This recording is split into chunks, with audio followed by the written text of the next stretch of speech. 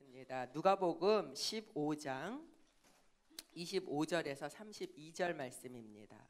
누가복음 15장 25절에서 32절 말씀, 저하고 여러분하고 한 절씩 나누어서 읽도록 하겠습니다. 제가 먼저 봉독합니다. 그런데 큰아들은 들에 나가 있었다. 그가 집 가까이에 이르렀을 때 음악과 춤추는 소리가 들렸다. 하인이 대답했다. 동생이 왔습니다. 동생이 건강하게 무사히 돌아와서 주인 어른께서 살찐 송아지를 잡으셨습니다.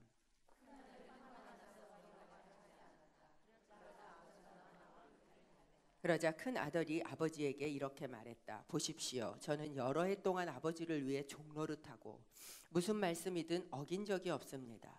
그런데 제게는 친구들과 함께 즐기라며 염소 새끼 한 마리도 주시지 않았습니다.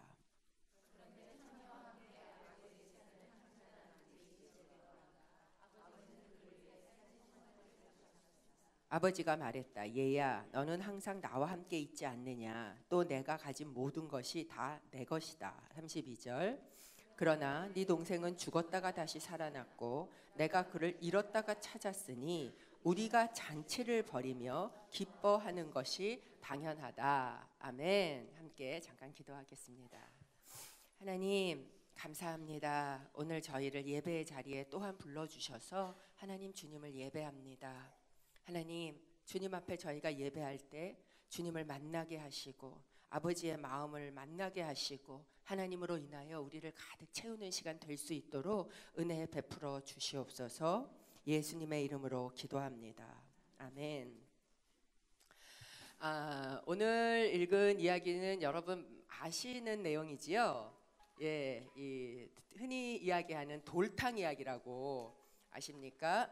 돌아온 탕자의 이야기입니다. 근데 이제 그 탕자의 이야기의 앞에 부분이 아닌 뒤에 부분을 저희가 읽었어요. 왜냐하면 이 큰 아들도 저희가 좀 함께 살펴보기 위해서 읽었습니다. 이 탕자의 이야기를 저희가 읽을 때 제일 먼저 주목해서 보는 게 이제 탕자지요. 둘째 아들을 저희가 주목해서 보게 됩니다. 이 사진 하나만, 탕자의 귀향이라는 그 유명한 사진이 있습니다. 그림이 있습니다. 렘브란트가 그린 그림인데요. 한 번만 보여주시겠습니까? 오늘 여러분하고 함께 나눌 이 이야기는 이 그림에 굉장히 많이 보이십니까? 이게 이제 그림이 옆으로 조금 퍼졌어요. 이게 가로 세로 이 화면 때문에 조금 퍼져서 이렇게 사람들이 옆으로 좀 부하게 나오는데 원래 그림은 이렇게 세로로 좁은 그림이거든요. 굉장히 보신 적이 있으시지요? 예, 유명한 그림입니다. 돌아온 탕자를 아버지가 안고 있는 그 그림인데 이 그림을 가지고 조금 여러분하고 오늘은 같이 이야기를 나누게 될 것 같아요. 제가 이 그림을 실제로 봤는가? 저는 보지 못했습니다. 실제로 저는 보지 못했는데 실제로 굉장히 많이 보고 오신 분이 계세요. 그게 누구냐면 헨리 나우엔이라는 분이 그림을 굉장히 열심히 가서 보시고 이렇게 여러분에게도 하나 소개해 드리려고 갖고 왔는데 탕자의 귀향이라는 책을 쓰셨어요. 그래서 이 책에서 제가 도움을 또 많이 받고 여러분에게도 권해드립니다. 또 보시면 좋으실 것 같습니다. 이 탕자가 이제 아버지한테서 모든 재산을 다 이제 받아서 챙겨서 들고 어디로 가냐면 먼 나라로 갑니다. 왜 먼 나라로 갔을까요? 이 아들이 자기의 원대한 비전과 그 꿈을 펼쳐 보려고 먼 나라로 갔을까요?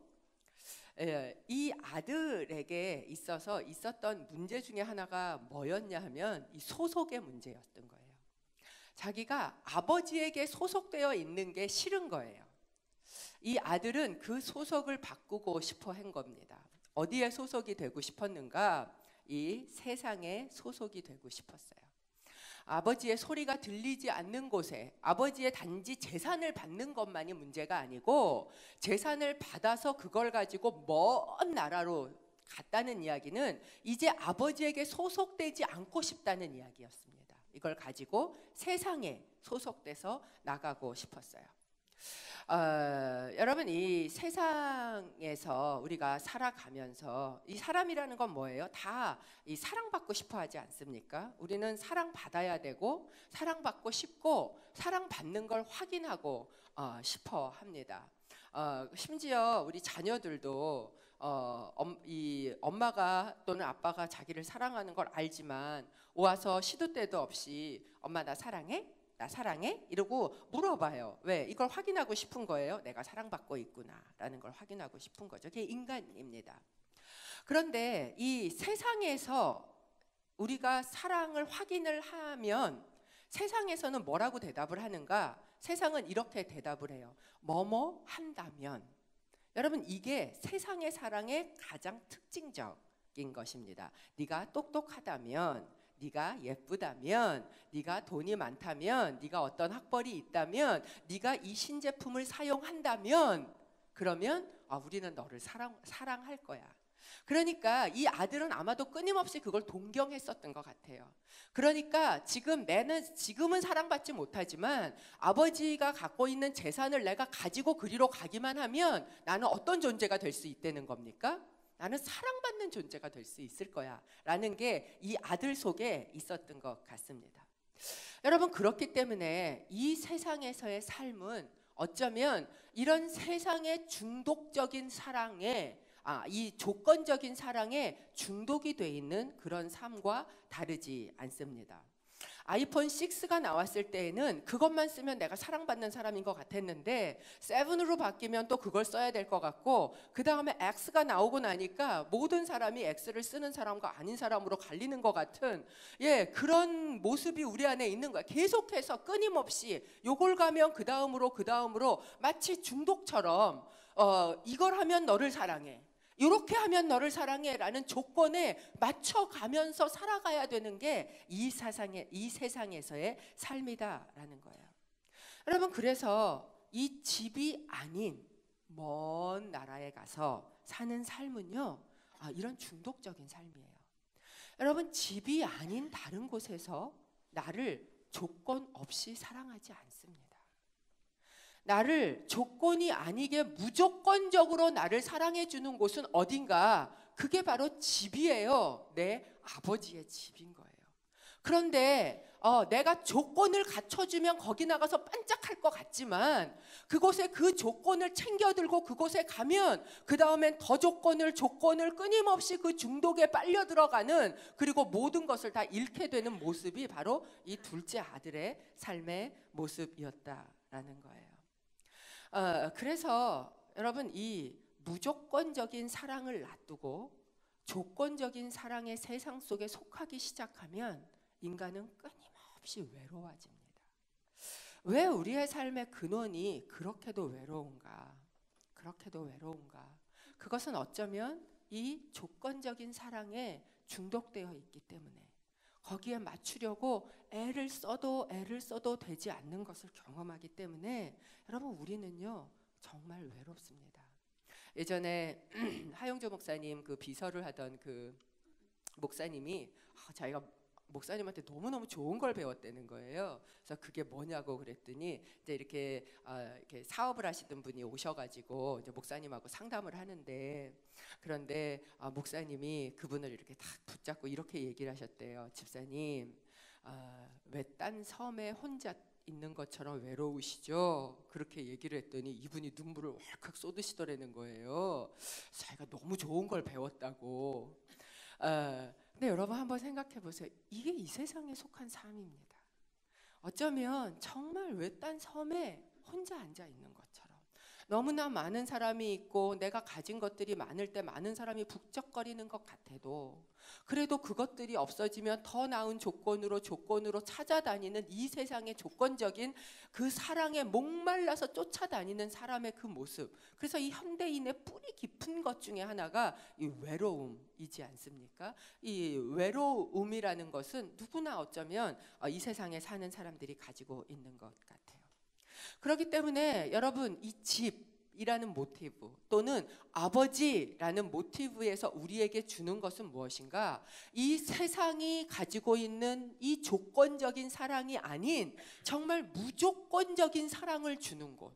그 무조건적인 사랑을 받을 수 있는 것을 우리에게 보여주고 있어요. 근데 그 안에 있을 땐 이게 얼만큼 나에게 중요하고 얼만큼 나에게 크고 얼만큼 나에게 의미 있는 건지 모르는 거예요. 그냥 그 안에서 내가 받고 누리고 있다 보면 이 사랑이 어떤 건지를, 여러분 그걸 느끼세요? 하나님이 나를 무조건적으로 사랑해. 이게 한 번 느꼈다가 그 다음에 계속 그러지 않잖아요. 마치 물속에 사는 물고기가 이 바닷물 속에 있으면서 나를 이렇게 자유케 하는데 나는 그걸 느끼지 못하고 있는 것처럼 그 사랑 안에 있으면 그게 느껴지지 않는다고요. 그러니까 그걸 뛰쳐서 나가보고자 하는 겁니다. 그게 중요하지 않은 것 같아요. 오히려 그거보다 뭐가 중요한가? 세상이 요구하는 그 재산, 그것만 가지고 나가면 행복할 것 같았던 게 중요했다라는 겁니다. 이 아까 그림이었던 탕자의 귀향을 그린 렘브란트라는 사람이 이 그림, 이제 아까 본 그림을 거의 말년에 그렸는데, 그래서 거의 유작에 가까운 그림이거든요. 근데 이 렘브란트라는 사람 자체도 젊을 때에는 아마 이 탕자와 같은 생각을 하고 살았었던 것 같습니다. 렘브란트가 자기 자화상을 많이 그린 사람으로 유명한데, 그가 그린 젊을 때 자화상이 있는데 이런 그림을 그렸습니다. 이 렘브란트의 자화상 하나만 보여주시겠습니까? 예, 보이십니까? 저 본인이에요. 본인인데 저렇게 화려하게 깃털 달린 모자에 기쁜 얼굴로 쓰고, 이 여자가 아내거든요. 사스키아라는 아내인데 그 아내를 무릎팍에다 앉혀놓고 이 술잔을 들고 건배를 하면서 너무나 이 세상의 쾌락과 자기의 재능과 이런 걸로 즐기고 있었던 그 젊은 날의 자신의 자화상입니다. 이 그림을 1935년에 그렸거든요. 그런데 이 1935년 이 그림을 그리고 난 후에 그의 아들이 죽습니다. 그리고 3년 뒤에 그의 큰딸이 죽어요. 그리고 바로 2년 뒤에 작은 딸이 죽습니다. 그리고 그 작은 딸이 죽은 2년 뒤에 아까 무릎에 앉아 있었던 그가 정말 사랑했던 아내가 죽습니다. 그러니까 무려 7년 만에 가족들이 다 죽어나가는 거예요. 그리고 그 아내가 9개월 된 아들 하나 남겨놓고 그리고 가족들이 다 죽는 것을 이 렘브란트가 경험합니다.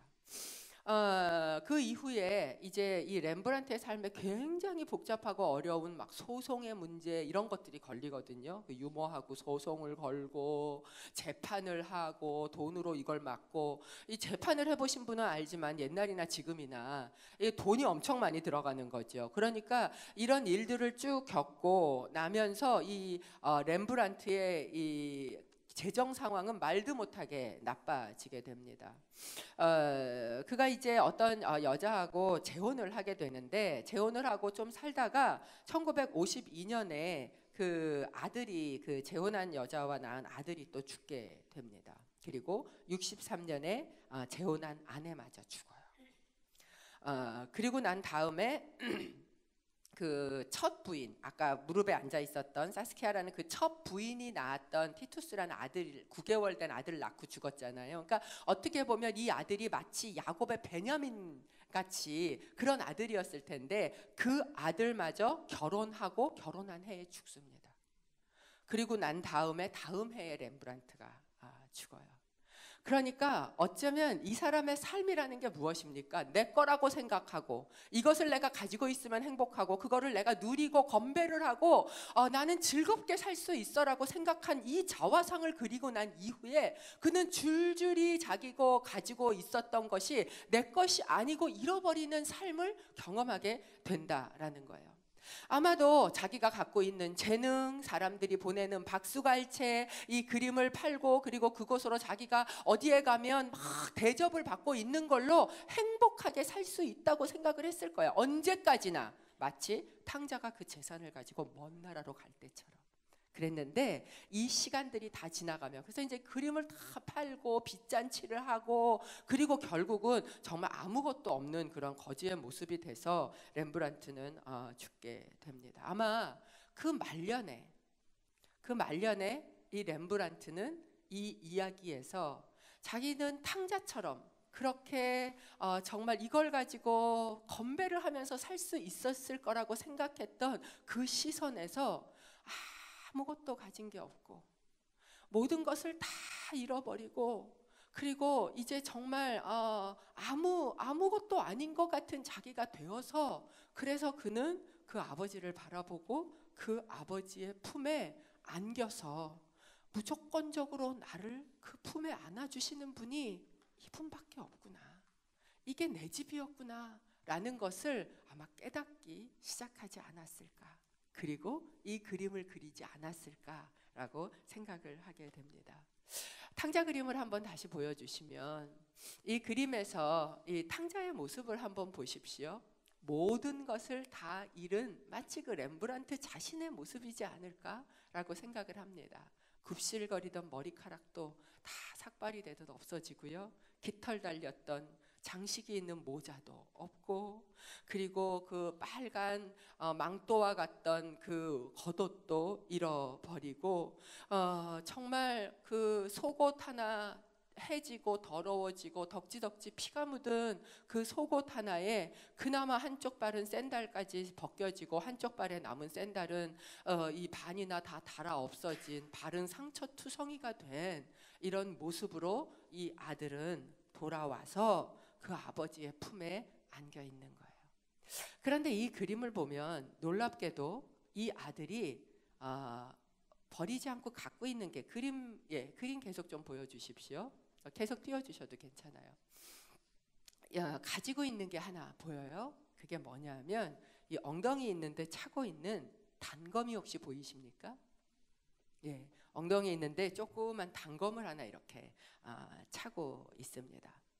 여러분, 이 단검은 당시의 귀족들 또는 이런 지체 있는 집안이 이 자식들, 가족들에게 아버지의 자식이라는 그 신분의 큰 칼은 아니지만 어릴 때 주는 그런 조그만 이 가족 인장 같은 거예요.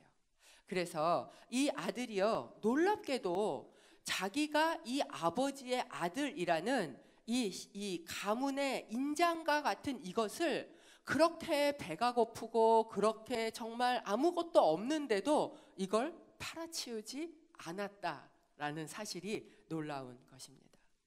여러분, 우리가 어떤 상황이 되어도 어떤 형편에 내려간다 할지라도 내가 누구에게 소속된 자라는 것을 잊지 않으면 그러면 돌아올 수 있어요.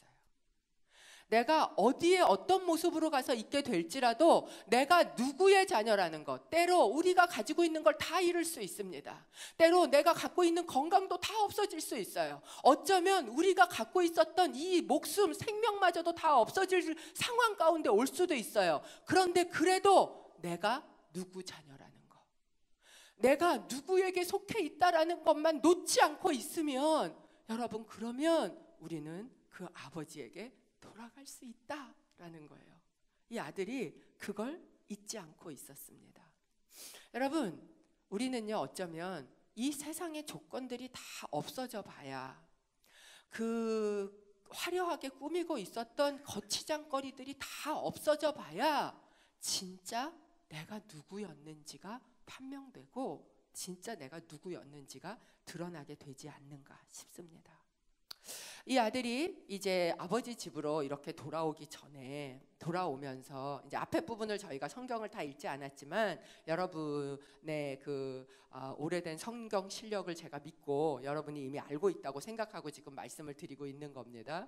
이 아들이 이제 그 모든 걸 다 잃어버리고, 마치 렘브란트가 다 없어진 것처럼 다 잃어버리고 너무 외롭고, 누구 하나 옆에서 돼지 새끼한테는 먹을 걸 줄망정 나한테는 주지 않는 그런 외로운 상황 가운데에서 이 아들이 이제 이 단검을 붙들고, 그래, 내가 아버지한테 속했지, 내 아버지가 있지, 세상과 다르지, 그 아버지가 나에게 재산만 주는 분이 아니라 그분은 나를 아무 조건 없이 사랑하는 분이지 라는 그 아버지를 기억하고 그걸 붙들고 이 아들이 돌아오면서, 그러면서 이 아들이 아버지를 만나면 뭐라고 얘기하지? 그리고 머릿속으로 계속 생각을 했어요. 그런데 성경을 읽어보면 이 아들이 돌아올 때 기대한 것이 있습니다. 이 기대가 자기가 다시 아들로 회복될 거라고 기대하지 않았어요. 이 아들이 기대한 건 뭐였냐면 품꾼으로서 연명할 것을 기대했습니다. 왜 그랬을까요? 왜냐하면 이 아들은요, 자기 아버지에 대한 100%의 신뢰가 아직 없었어요. 내가 돌아갔을 때 이 아버지가 어떤 분으로서 나를 받으실지에 대한 100% 신뢰가 없는 거예요. 여러분, 우리가 예수 그리스도를 믿고 하나님의 품으로 들어갈 때도 사실 하나님을 100% 알지 못하잖아요. 그분을 100% 믿을 수 없을 때에도 우리는 그분께 돌이키는 거예요. 그런데 돌이켜서 그분의 품에 안겨봐야 이분이 어떤 분이신지를 뭐합니까? 우리는 체험해서 맛보아 알게 되는 거죠. 근데 아직 이 아들은 모르는 거예요. 그러니까 돌아가면서 속으로 생각하는 거예요. 내가 돌아갔을 때 이 아버지가 진짜 나를, 물론 기억은 해요. 우리 아버지가 날 그렇게 사랑했었다는 것. 그렇지만 그건 내가 그 집에 있을 때 얘기고, 내가 그렇게 하고 떠났는데, 그렇게 손해를 입히고 떠났는데 나를 그래도 진짜 무조건적으로 말씀하셨던 대로 사랑하는 분인지, 나를 그렇게 받아주실 분인지, 여전히 내가 돌아갔을 때 나를 아들이라고 불러주실 분인지에 대한 100%의 신뢰와 확신이 없는 겁니다. 그러니까 돌아가면서 나는 품꾼으로서 연명만 하면 좋겠다라는 기대를 걸고 이 아들이 돌아가요. 그리고 그 아버지를 만나서 그 아버지의 품에 저렇게 얼굴을 쳐박고, 그리고 하는 이야기가 무엇이냐? 15장 21절입니다. 저희가 좀 이 말씀을 같이 읽어보도록 하겠습니다. 15장 21절. 네, 같이 읽습니다. 시작. 아들이 아버지에게 말했다. 아버지, 제가 하늘과 아버지께 죄를 지었습니다. 이제 아들이라고 불릴 자격도 없습니다. 그러니까 이 아들은 이제 아들이 될 생각을 안 하고 있는 거죠. 아들이라고 불릴 자격이 없습니다. 근데 참 재밌는 이 아들의 말에, 둘째 아들의 말이 논리적으로 모순이 하나 있어요. 그게 뭐냐면, 아버지, 저는 아들이 될 자격이 없습니다. 여러분, 이거 모순 아닙니까? 자기가 아들이 될 자격이 없으면 아버지를 아버지라고 부르면 돼요, 안 돼요? 안 돼요. 가서 사장님 그러든지 주인님 그러든지 이렇게 불러야지 옳잖아요. 그런데 놀랍게 여러분, 이 아들이요, 이 아버지의 가슴에 품을 꽉 받고 그 아버지가 아들을 보자마자 막 쿵쾅쿵쾅 뛰는 그 아버지의 심장 소리를 듣자마자 자기가 준비해온 여러 말을 하기 이전에 제일 먼저 자기 입에서 튀어나온 말이 뭐였어요? 그게 아버지였어요. 아버지, 이 말이었다는 거예요. 여러분, 우리가 언제 이 둘째 아들이 됩니까? 언제 우리가 돌아온 탕자가 될 수 있어요? 우리가 아버지라고 부를 때예요.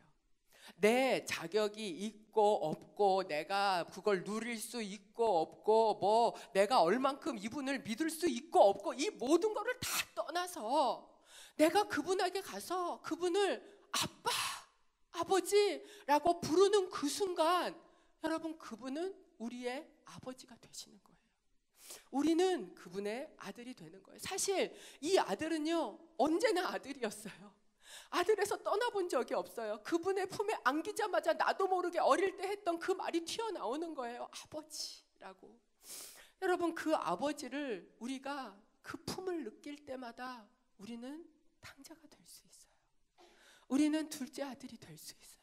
그 이름을 부를 때마다 우리는 그분의 아들이 됨을 믿습니다. 이게 이 탕자의 모습이었어요. 그런데 여러분, 이제 오늘 제가 여러분하고 조금 더 나누고 싶은 이야기는 이 두 아들이잖아요. 보통 이제 이 이야기를 탕자 이야기, 그래서 이제 탕자한테 포커스를 맞춘다면, 저는 오늘 두 아들 이야기를 한다 그랬으니까 이제 큰 아들 이야기를 여러분하고 조금 더 해야 되는데, 여러분, 이 사진 아까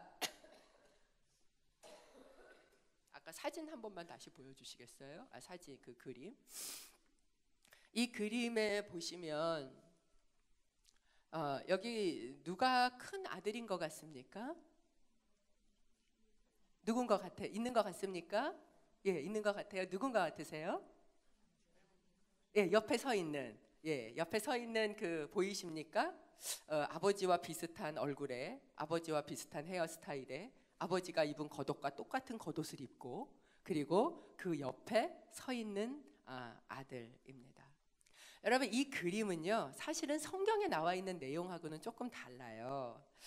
성경에는 둘째 아들이 돌아와서 아버지가 그 아들을 끌어안고 잔치를 벌일 때 이 큰아들은 들에 나가 없었습니다. 그리고 큰아들은 뒤늦게 돌아와서 이제 아버지가 둘째 아들이 돌아와서 막 잔치를 벌이는 거를 뒤늦게 듣게 되죠. 근데 렘브란트는 이 그림에다가 큰아들을 꼭 넣고 싶었던 것 같아요.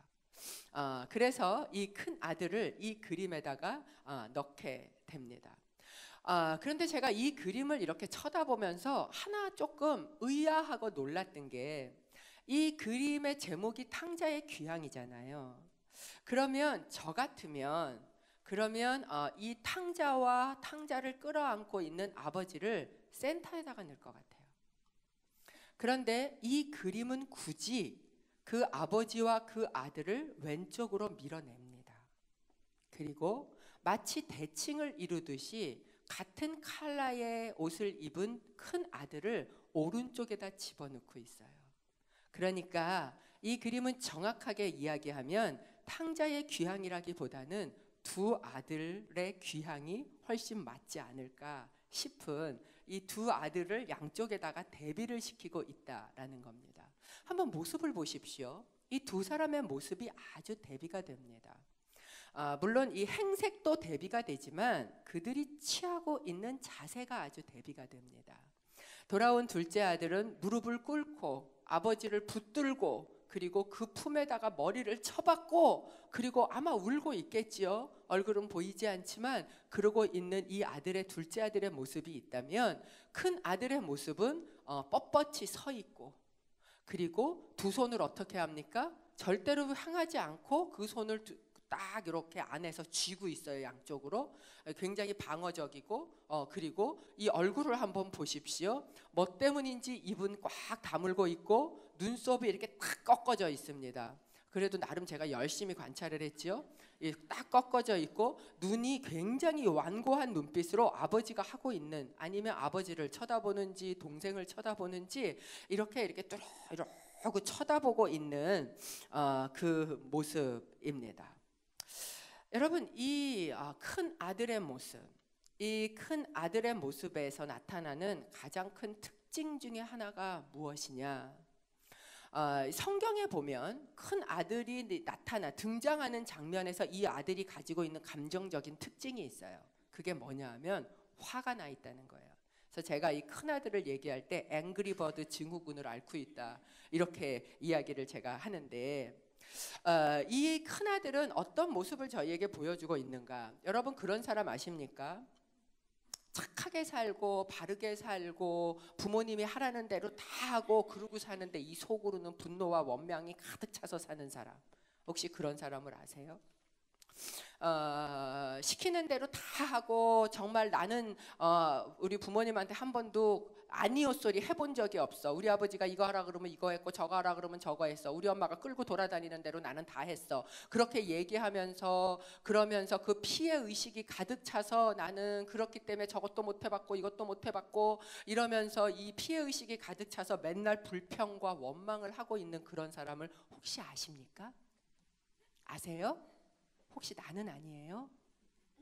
예, 이 사람이 바로 이 큰 아들이었다라는 겁니다. 네, 여러분, 생각보다 이런 큰 아들들이 많습니다. 예, 이제 왜 이 이야기를 하실 때 예수님이 굳이 이런 사람 바꾸지 않고 왜 이런 사람을 큰 아들로 하고 왜 이런 사람을 둘째 아들로 했을까 보면 집마다 사실 좀 그렇기는 해요. 보통 큰 자녀들이 어떻게든, 왜냐하면 기대치가 있으니까, 부모의 기대치가 있다 보니까, 그러니까 맨날 뭐예요? 이 기대치에 맞추려고 이 착한 아이 증후군을 가지고 살아가는 경우가 굉장히 많이 있습니다. 그래서 이제 저 같은 경우도 제가 이제 대학 그 원서를 쓸 때 제가 가고 싶은 데가 있었어요. 근데 우리 담임 선생님이 거기는 떨어질지 모르니까 안전하게 여기를 써야 된다는 거야, 계속해서. 우리 엄마랑 상담을 하고 거기를 결정을 하는 거예요. 나는 거기가 싫은데. 그래가지고 나 싫다고, 나 저쪽에 다른데, 나 남녀공학에 가서 나는 놀고 싶다고, 내가 여중 여고 나와갖고 대학까지 내가 여대를 가야 되겠냐고 막 그러면서 싫다고 그러는데, 우리 엄마의 한마디 말에 제가 아무 소리를 안 하고 그냥 썼어요. 이유가 뭔지 아세요? 야, 큰애가 재수하면 줄줄이 재수한대. 그래가지고요, 동생들 재수 안 시켜야 된다는 그 말 한마디에 했는데 제 동생들 다 재수했어요. 저 빼고. 아니, 그러니까 제 속에 맨날 뭐가 있는 거예요?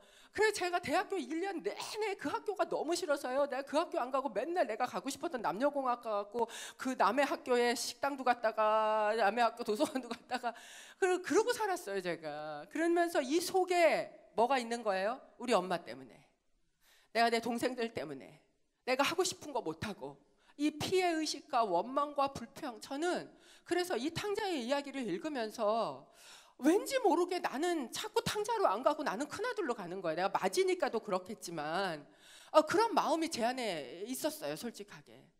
그런데 이 큰아들을 한번 생각해 보십시오. 이 큰아들이 왜 이렇게 화가 났을까? 누가복음 15장 25절 26절 저희가 좀 같이 읽어보도록 하겠습니다. 시작. 그런데 큰아들은 들에 나가 있었다. 그가 집 가까이에 이르렀을 때 음악과 춤추는 소리가 들렸다. 그래서 하인 하나를 불러 무슨 일인지 물어보았다. 큰아들이 입장이 돼서 제가 생각을 해봤습니다. 내가 나가서 아버지 일 열심히 했어요. 지금 나가서 내가 아버지 기쁘게 하려고 나가서 일한 거 아닙니까? 열심히 일하고 집에 들어왔어요. 집에 들어오는데 아니 막 바베큐 냄새가 막 진동을 하면서 쿵짝쿵짝쿵짝 안에서 막 잔치가 벌어지고 있는 거예요. 아니 나만 빼고 나한테 얘기도 안 하고 도대체 무슨 잔치가 벌어져? 그러니까 이 아들의 이 태도를 보십시오. 이 아들이 만약에 이거가 궁금하고 그랬으면 잔치하는데 문 열고 들어가야 돼요. 무슨 일이야? 나 빼고 뭐 하고 있어? 아버지? 이러고 물어봐야 이게 정상이지요. 그런데 이 아들이 어떻게 합니까? 하인 하나를 몰래 불러내요, 밖으로. 불러내가지고 뭐라 그럽니까? 무슨 일이야? 그리고 하인에게 이거를 알아봅니다. 여러분, 이 마음이 어떤 건지 한번 읽어주십니까? 만약에 여러분이 있는 어떤 데에서 나만 빼고 나만 따돌리고 무슨 일이 벌어졌어요. 모였는데 사람들이 다 이렇게 모여서 뭐를 했는데, 요새 이게 어디에서 많이 일어나냐면 카톡에서 이루어져요. 어느 날서부터가 내가 끼어있던 카톡에서 별로 카톡이 안 와. 근데 알고 보니까 나 빼고 다른 카톡창이 만들어진 거예요. 그리고 거기에서 계속 뭐가 왔다 갔다 하고 있는 거지요. 그걸 알게 됐을 때의 기분, 화가 나요, 안 나요? 화가 나죠. 얼마나 화가 나겠습니까? 나만 혼자 따돌려진 것 같은 기분이 드는 거예요, 이 아들이. 그러면서 근데 거기에 가보니 얘기를 알아보니까 그 사건의 지금 주인공이 누구예요? 둘째 아들이다라는 거예요. 그러니까 이 아들이 화가 나는 거예요. 그리고 이 아들이 그가 화가 난 것을 아버지에게 토로하는데 이렇게 이야기를 합니다. 29절 저희가 좀 같이 읽어보겠습니다. 시작. 그러자 큰아들이 아버지에게 이렇게 말했다. 보십시오. 저는 여러 해 동안 아버지를 위해 종노릇하고 무슨 말씀이든 어긴 적이 없습니다. 그런데 제게는 친구들과 함께 즐기라며 염소 새끼 한 마리도 주시지 않았습니다. 여러분, 지금 이 아들이 하고 있는 이야기를 한번 보십시오. 지금 벌어지고 있는 잔치는 내 잔치가 아니라는 거예요. 이 잔치에 왜? 내가 주인공이 아니니까. 그리고 이 아들이 원하는 잔치는 무슨 잔치를 원해요? 내가 주인공인 잔치를 원하는 거예요. 아버지가 나한테 염소 새끼를 줘서 내가 호스트가 돼서 내가 주인공이 돼서 내 친구들을 불러 모아서 그런 잔치를 내가 벌이고 싶은 거예요. 이 잔치는 내 잔치 아니고 내가 주인공이 된. 여러분, 저희가 한 달 동안 두 갈래 길이라는 제목을 가지고 여러분하고 말씀을 나누면서 첫 번째에는 두 왕에 대한 이야기를 했어요. 다윗과 사울이었습니다. 두 번째에는 두 종에 대한 이야기를 했어요. 나아만의 종과 엘리사의 종 게하시의 이야기를 나눴습니다. 오늘은 두 아들에 대한 이야기를 하고 있어요. 그런데 여러분, 이 두 개의 길 중에서 하나님이 기뻐하셨던 길과 기뻐하시지 않은 길을 가르는 굉장히 중요한 요소가 하나 있었던 걸 제가 3주를 하면서 발견해요. 그게 무엇인 줄 아십니까? 자기 중심성이에요. 자기 중심성. 다 뭐가 중요했어요? 내가 중요한 거예요. 내가 주인공이 되고, 내가 높아지고, 내가 취하고, 내가 가지고, 이 내가 너무나 중요한 사람들이 결국은 하나님의 나라 안에서 누려야 될 것은 하나도 누리지 못하고 거기에서 쫓겨나고 거기에서 아무것도 갖지 못하는 너무나 불쌍하고 처참한 결과를 가져오게 된다라는 것을 이 두 개의 길에서 보게 된다라는 거예요. 이 맏아들도 마찬가지예요. 너무나 자기중심적인 이 잔치가 아닌 내가 주인공이 된 그 잔치를 가지고 싶다는 거예요. 그리고 그 잔치에는 나는 들어가서 축하하고 싶지 않다는 거예요. 왜? 내가 주인공이 아니니까. 그리고 그는 비교하고 원망하고 있습니다. 여러분, 우리가 지옥을 사는 가장 지름길이 뭔지 아세요? 비교하고 불평하는 거예요. 여러분이, 제가 아주 개런티를 하는데요, 만약에 지옥을 살고 싶다 그러면 끊임없이 비교하고 불평해 보십시오. 여러분의 삶은 순식간에 지옥이 될 수 있습니다. 지금 한쪽에서는 뭐가 벌어지고 있어요? 잔치가 벌어지고 있어요. 사람들은 다 기뻐하고 있어요. 다 즐거워하고 있어요. 그런데 나만 안 즐거워요. 나만 안 행복해요. 나만 안 기뻐요. 왜? 내 속에 이 비교와 불평, 원망과 분노를 가득 채우고 살고 있기 때문에 그 잔치와 나는 아무 상관없이 살게 된다라는 거예요. 여러분, 생각보다 교회 안에 이런 큰 아들들이 참 많이 있습니다.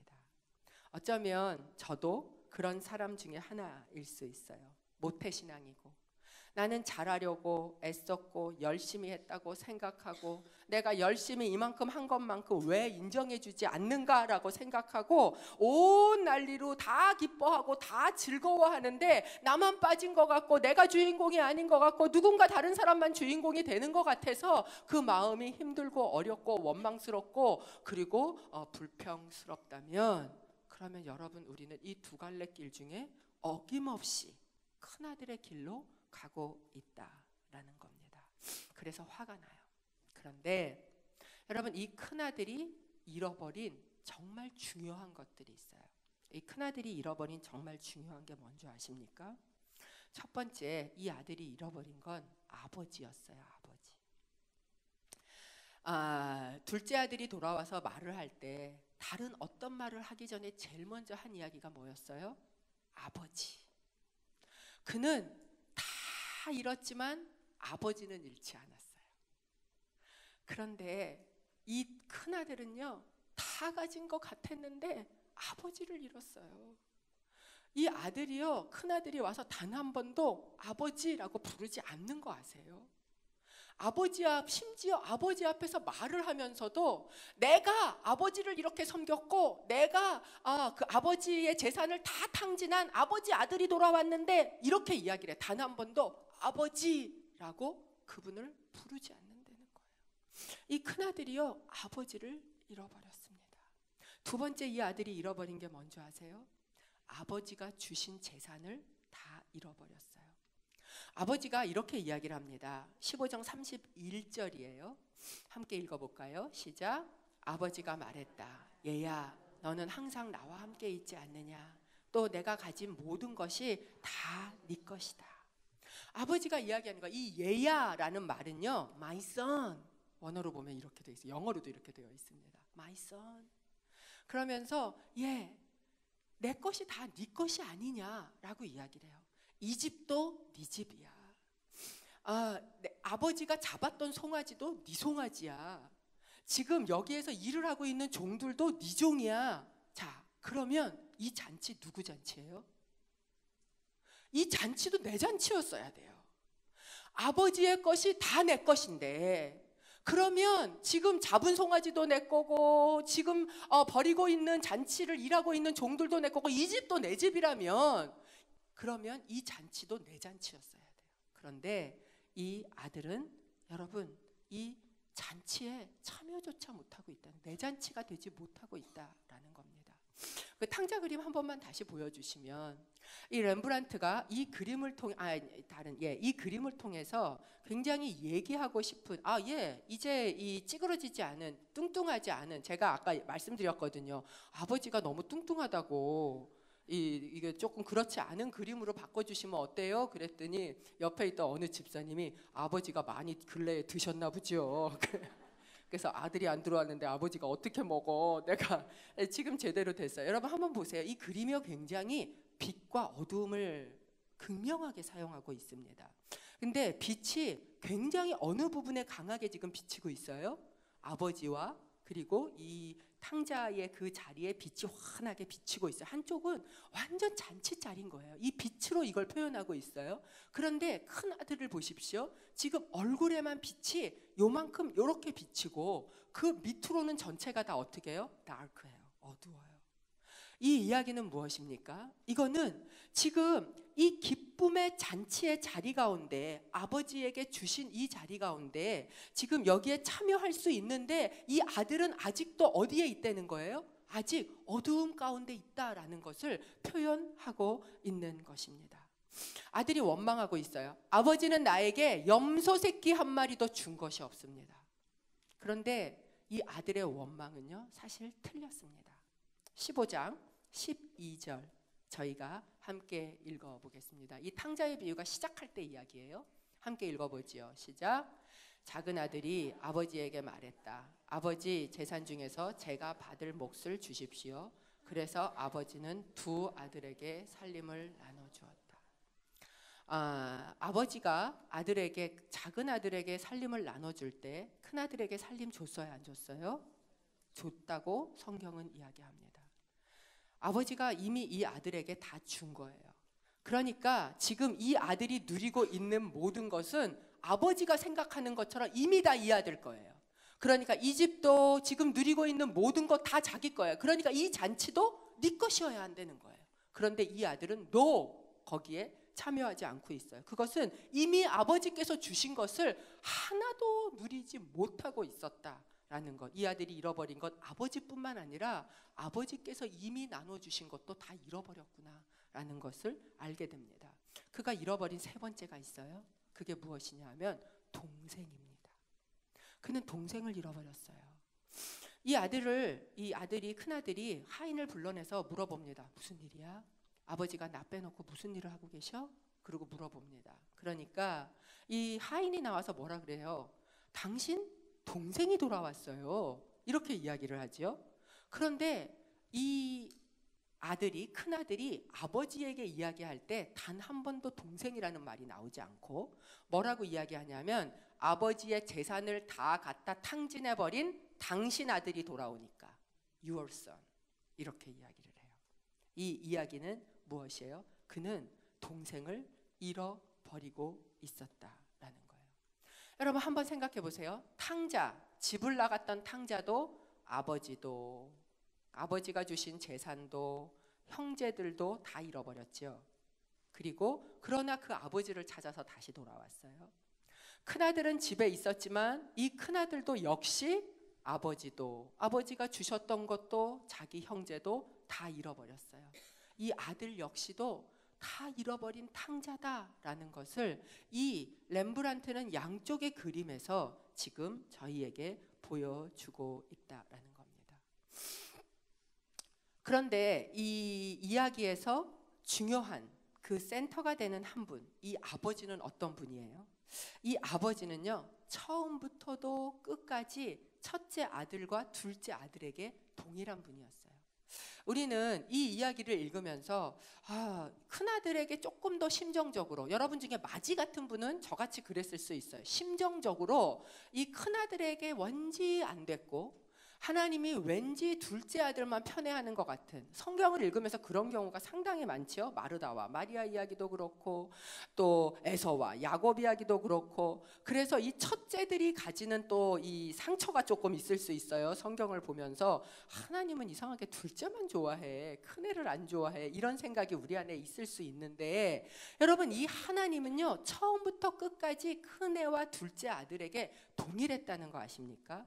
재산을 나누어 줄 때도 오히려 어쩌면 큰아들을 더 사랑했을지 모르겠어요. 오히려 나눠줄 때도 작은 아들은 요청하니까 줬지만 큰아들은 요청하지도 않았는데 줬어요. 작은 아들이 돌아올 때 문 밖에서 쫓아나가서 그 아들을 맞았다면 이 큰아들이 들어오지 않을 때도 아버지는 여전히 문 밖에까지 나와서 이 큰아들을 뭐 하고 있어요? 이 잔치자리로 초청해드리고 있다는 거예요. 작은 아들이 돌아왔을 때 내 아들이 돌아왔다라고 말을 했다면 큰아들에게도 여전히 my son, 내 아들아 라고 말하고 있다는 거예요. 여러분 이 아버지는요 큰아들이나 둘째 아들이나 동일해요. 다르지 않았어요. 둘째 아들에게 잔치를 베푼 아버지는 큰 아들에게도 잔치 자리를 초청하고 있는 거예요. 이 잔치는 둘째 아들의 잔치가 아니에요. 여러분 이 잔치는요 이 가정 모두의 우리의 잔치예요. 내 개인 중심적인, 나만의, 내 중심적인, 자아 중심적인 이런 잔치 말고 우리는 공동체적인 우리의 잔치, 하나님의 나라의 잔치를 하나님은 우리에게 주기를 원하시는 거예요. 여러분, 이것이 교회입니다. 이 잔치. 그래서 여러분, 성경은 뭘로 끝나요? 성경은 잔치로 끝나요. 아세요? 하나님은 우리에게 마지막 그 아버지 집에 가면 주고 싶은 게 뭐예요? 잔치예요.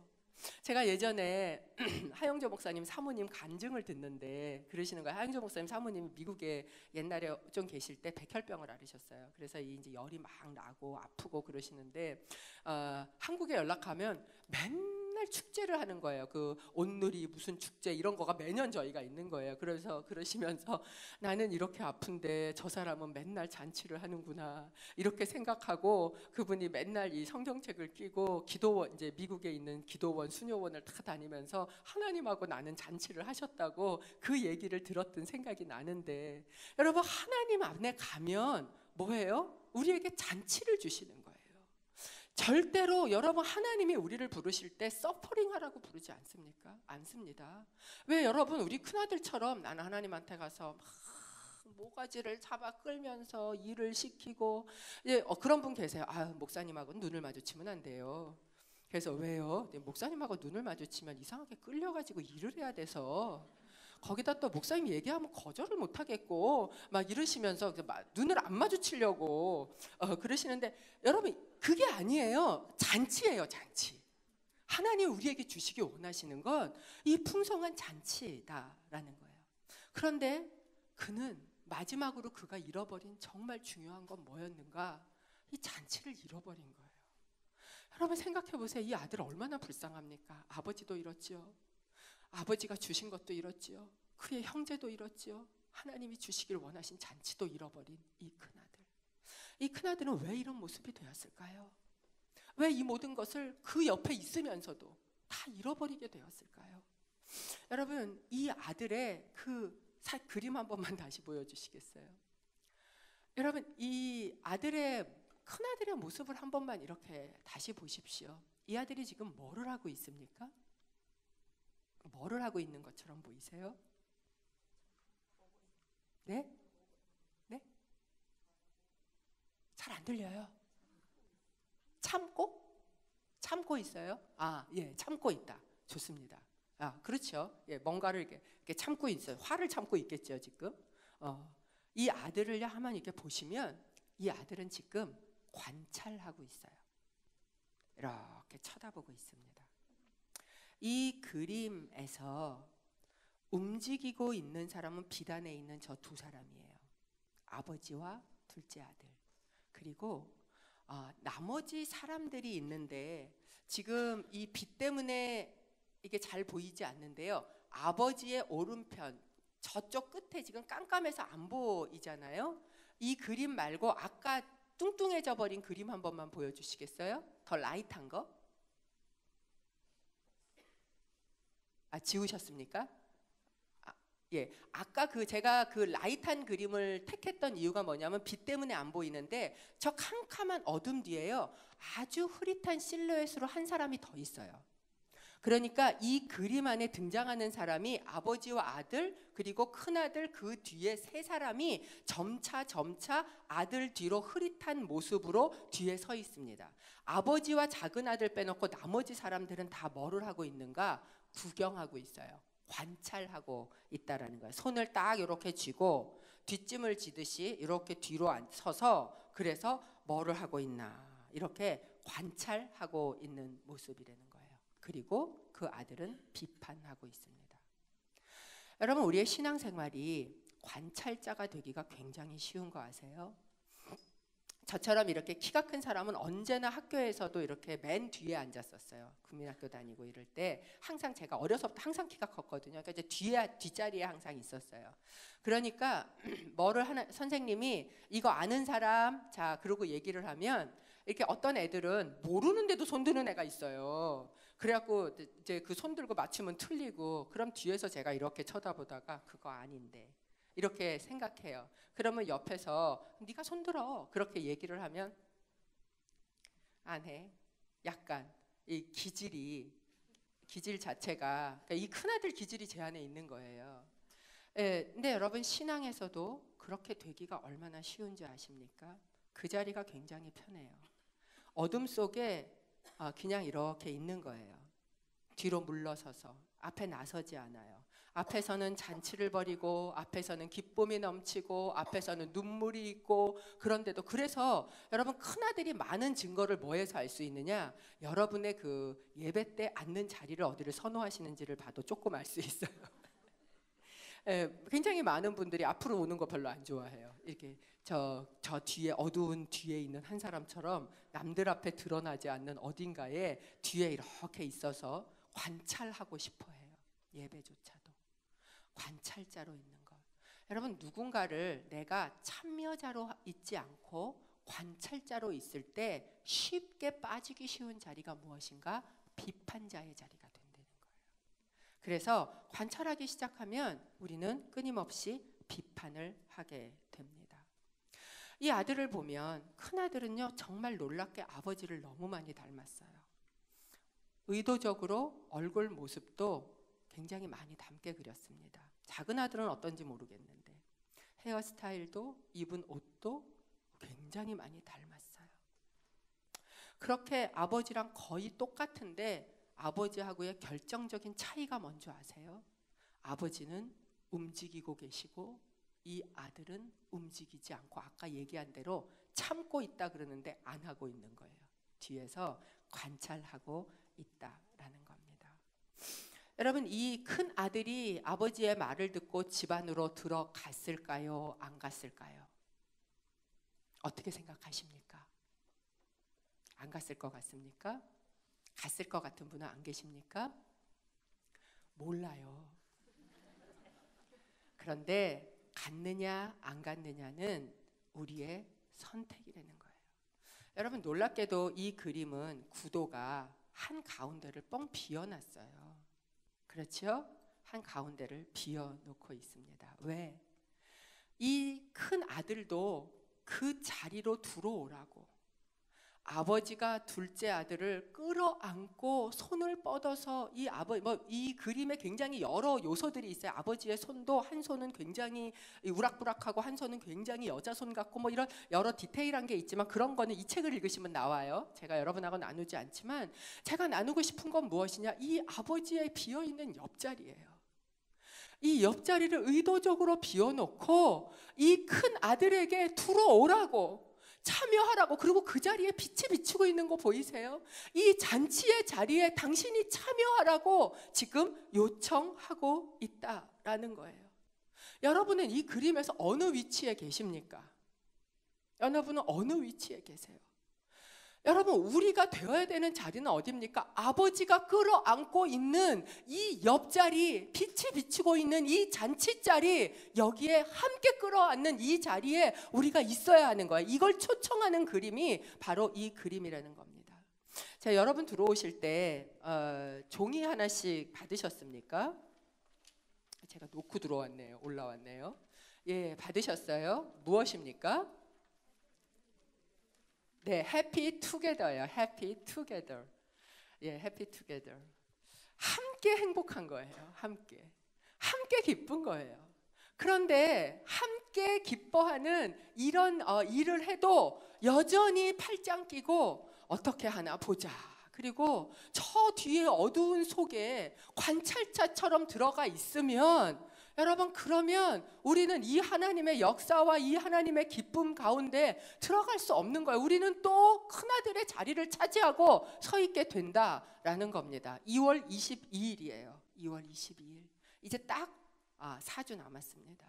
저희가 안 믿는 저희 사람들에게 정말 이것을 전하고 그리고 초청하고 그리고 이 집으로 오라고, 이 아버지 품으로 오라고. 여러분 이 세상에 어디에도 이런 사랑을 받을 곳이 없잖아요. 이렇게 무조건적으로 나를 있는 모습 그대로 사랑하는 분이 없잖아요. 이 아버지의 품으로 오라고 우리가 초청하는 잔치예요. 그렇기 때문에 여러분 이 잔치를 위해서 저는 하나님께서 성령님께서 밖에 나가시고 뛰시고 움직이시고 그를 끌어안으시는 이 잔치에 여러분 이 자리 옆자리에 여러분이 오게 되시기를 바랍니다. 여러분이 초청하시고 그 사람들을 끌어안아 주십시오. 구경자의 자리에 들어가시지 않게 되시기를 주님의 이름으로 축복합니다. 저희가 좀 같이 기도했으면 좋겠습니다. 여러분, 우리는 아버지 집에 있습니다. 어쩌면 이 글을 항상 읽으면서 그저 예전에 내가 저 창자처럼 돌아왔지, 아니면 누군가 저렇게 돌아오지, 이 그림에 나오는 옆에 구경꾼들처럼 저런 일도 있네, 저렇게 하네, 이런 사람들처럼 그저 구경자의 자리에 있게 되어 있지는 않은지, 렘브란트의 그림을 통해 또 예수님의 이 비유를 통해 오늘 우리에게 하나님께서 초청하시는 초청은 무엇인가? 이 주님의 잔치 자리에 참여하라는 겁니다. 하나님이 주시기를 원하신다는 거예요. 하나님, 저희가 정말 주님이랑 똑같이 예수 그리스도 크리스찬이라는 이름을 가지고 망토도 입고 겉옷도 입고 머리도 하고, 그리고 이 자리에 있으면서 정말 중요한 것은 다 잊어버리고 있지는 않은지, 하나님 그것을 되찾게 하여 주옵소서. 주님이 초청하고 있는 이 자리에, 그 초청의 자리에 주님 오늘 저도 들어가게 하여 주시옵소서. 저희가 이 전도 집회를 놓고 이 시간 좀 기도할 때 혹시 여러분 가운데 내 주위에는 아무도 없는데, 내가 전도할 사람 아무도 없는데, 다 믿는데 나는 안 해도 되지 않나, 그냥 남이 하는 거 구경만 하고 있어도 되지 않나, 이런 생각이 드신다면 주님께 구하십시오. 하나님, 내가 전도할 사람을 오늘 이번 주 만나게 해주십시오. 주님 안에 묻고 내가 바라보고 주님이 이 사람이야 라고 말씀하시면 그분이 아버지께서 오늘도 눈이 멀도록 찾으시는 그 둘째 아들임을 알고 주님 그 품 안으로 아버지 하나님 정말로 인도할 수 있는, 함께 끌어안을 수 있는 아버지 그런 사람이 될 수 있도록 주님 만나게 하시고 알게 하여 주옵소서. 또는 여러분 가운데 나 저 사람 하려고 했었는데 저 사람이 교회에 오면 내가 교회 떠나고 싶은 사람이 계십니까? 하나님 정말 그 사람을 제가 품에 끌어안게 하여 주옵소서. 함께 그 자리에 함께 주인공이 아니라 아버지 하나님 우리의 잔치를 만들 수 있게 하여 주시옵소서. 저희가 함께 전도 대상자를 위하여서 또 그런 사람을 만날 수 있게 하여 주시도록 기도하겠습니다. 하나님 감사합니다. 오늘 이 예배 가운데 저희를 불러주셔서